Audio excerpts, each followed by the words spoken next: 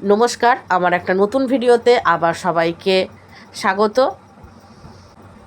সকাল সকাল উঠে পড়েছি। এবার আমি আজকে করব চিংড়ি মাছের মালাইকারি। তো ফ্রিজ থেকে আমি চিংড়ি মাছটা বের করে নেব। একটু ঠান্ডা লেগেছে তাই গলাটা ধরে গেছে এরকম।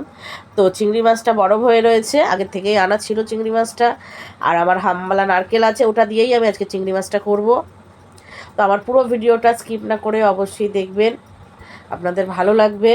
তো আমি ভাত বসিয়ে দিয়েছি আর আমি চিংড়ি মাছটা বরফ দিয়ে দিয়েছি। পুরো ভিডিওটা দেখতে আমি নিয়ে নিয়েছি এরকম সাইজের পেঁয়াজ, কাঁচা লঙ্কা, আর নিয়ে নিয়েছি কাঁচা লঙ্কা আর একটা নারকেলের হাফ মালা, আর এখানে নিয়েছি আদা আর রসুন। আমি পেঁয়াজটা কুচিয়ে নেবো, আদা রসুনটা বেটে নেবো, দিলেই আমি তরকারিটা বসাবো। আর নারকেল কুড়ানি নিয়ে নিয়েছি। এবার যে আমি হাফমালা নারকেলটা নিয়েছিলাম এটা আমি কুড়িয়ে নেবো। নারকেল কুড়ানি দিয়ে নারকেলটা কুড়িয়ে নেবো এরকম করে। গ্যাসটা জ্বালিয়ে নিয়েছি, কড়াইটা বসিয়ে নিয়েছি, দিয়েছি সর্ষের তেল দিয়েছি।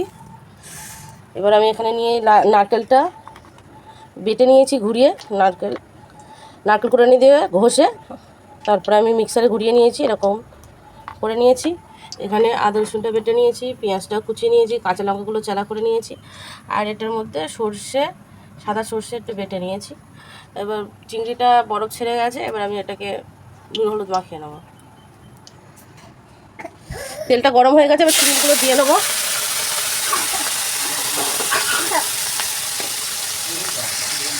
চিংড়িগুলো হালকা ভাজা হয়ে গেছে, এবার আমি একটু তুলে নেবো।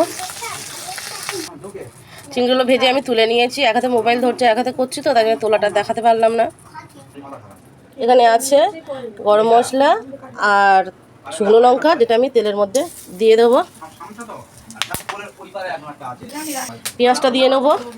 তেলটা তো গরম হয়েছে, ভয় লাগছে, ঠিকরে ঠিকরে আসবে। রান্না করি না করি, কিন্তু তাও পেঁয়াজটা হালকা লাল করে ভেজে নেবো।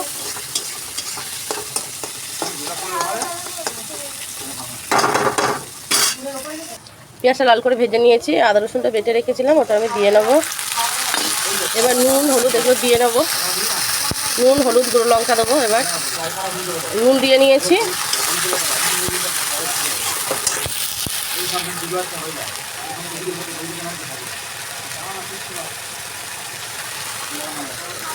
হলুদটা দিয়ে নেবো,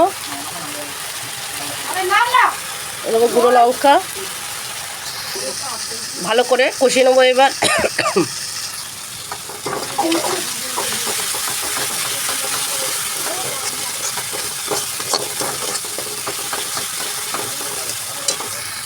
এবার নারকেল বাটাটা আছে সেটা দিয়ে নেব।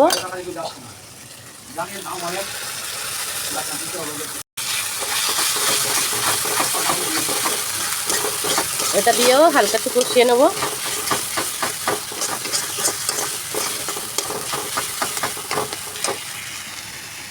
নারকেলটা দিয়েও কষিয়ে নেবো একটু।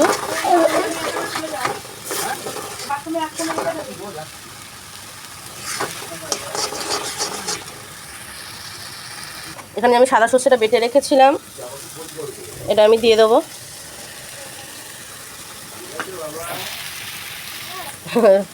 মোবাইলের লাইটটা জ্বলে, তার মধ্যে আমি হাত দিয়ে রেখেছিলাম, সেই জন্য অন্ধকার হয়ে গেছিল।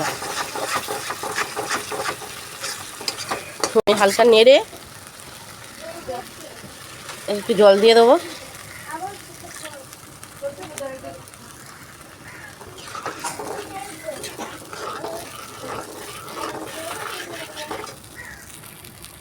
হালকা ফুটে গেছে, বেশি ফুটাবো না, যদি আবার তেতো হয়ে যায়।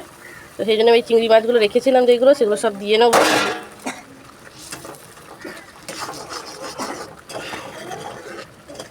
একটু এবার গরম মশলা আর একটু জিরের গুঁড়ো দেবো। গ্যাসটা লিভিয়ে দেবো, দিয়ে দেবো, সেটা পুরো তেতো হয়ে যাবে। একটু চিনি দেবো এর মধ্যে আমি, সেই জন্য গ্যাসটা লিভাবো না। অল্প একটু চিনি দিয়ে দেবো। গ্যাসটা আমি লিভিয়ে দিয়েছি যাতে পুড়ে না যায়। চিনি গরম আছে, হালকা গলে যাবে চিনি।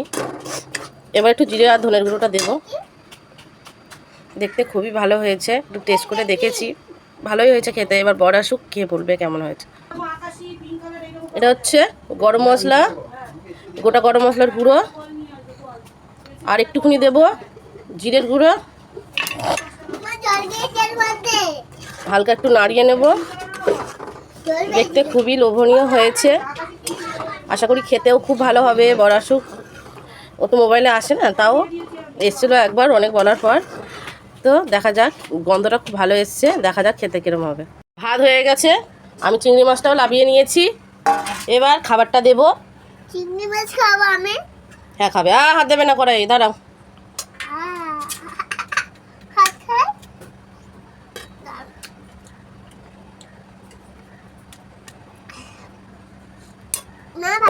আচ্ছা ঠিক আছে, জুতোগুলো গুছিয়ে রাখো, যাও জুতোটা গুছিয়ে রাখো।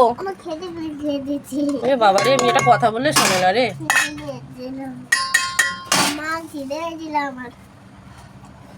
দেখতেই পাচ্ছ চিংড়ি মাছের মালাইকারিটা কত সুন্দর হয়েছে। তো চিংড়ি মাছের মালাইকারি আর ভাত আমি রেডি করে নিয়েছি।